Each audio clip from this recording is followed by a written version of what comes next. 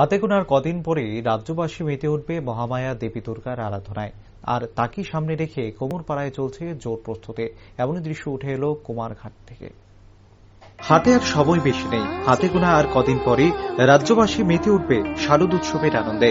কান পাতলেই যেন ভেসে আসছে ঢেঙ্কুরাকুর ঢাকের আওয়াজ। ত্রিপুরার বিভিন্ন জায়গায় ইতিমধ্যে পুজোকে ঘিরে চলছে জোর প্রস্তুতি।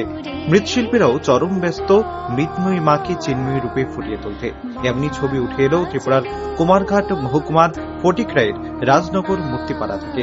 এখানেই রয়েছে এলাকার অধিকাংশ মৃৎশিল্পীরা। বর্তমানে তাদের চোখে শুধুই ব্যস্ততার ছাপ। রাত দিন এক করে এখন মৃৎশিল্পীরা ব্যস্ত দশভুজাকে পূর্ণাঙ্গ রূপে সাজিয়ে তুলতে। এই এলাকাতে রয়েছে 6 থেকে 7টি মূর্তি তৈরির কারখানা। পুজোর সময় বাড়তি চাপ সামলাতে বাইরের শ্রমিকের সাহায্য নিয়ে প্রতিটি কারখানায় জোর কদমে কাজ চালাচ্ছেন মূর্তি নির্মাতারা।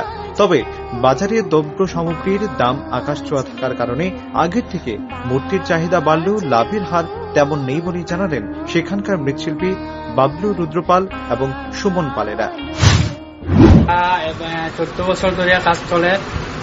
এবার বানাইছি 10টা মূর্তি, আর আমরা 3 জনে কাজ করতেছি। লাভ বলতে তো মোটামুটি কিভাবে কাজ শিখছি আমরা ছোটবেলার তো মানে উৎসাহ এই কাজের প্রতি।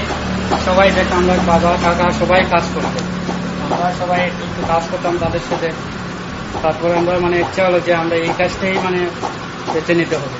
লাভের হারটা তো বলতে তেমন একটা হয় না, মোটামুটি বাজারের সাথে দাম মিলিয়ে তো লাভ তেমন একটা হবে না। জিনিসপত্রের দাম অনেক। আজকে 6-7 মাস ধরে কাজ করতে, সব ধরনের মূর্তি তৈরি হয়। সারা বছর তো কাজ থাকে না, টুকটাক কাজ থাকে। একটি বছর পর মা আসছেন বাপের বাড়িতে, তাই ভক্তকুলো সমস্ত প্রতিকূলতার মাঝে চাহিদার কোনো খামতি রাখতে নারাজ।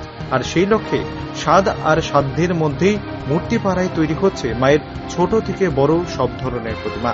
সব মিলে দুর্গোৎসবকে কেন্দ্র করে এখন এক প্রকার নাওয়া খাওয়া ভুলেই দশভুজার পূর্ণাঙ্গ রূপ দিতে চূড়ান্ত ব্যস্ত কুমারঘাট মহকুমার মৃৎশিল্পীরা। Bureau report, rising Tripura.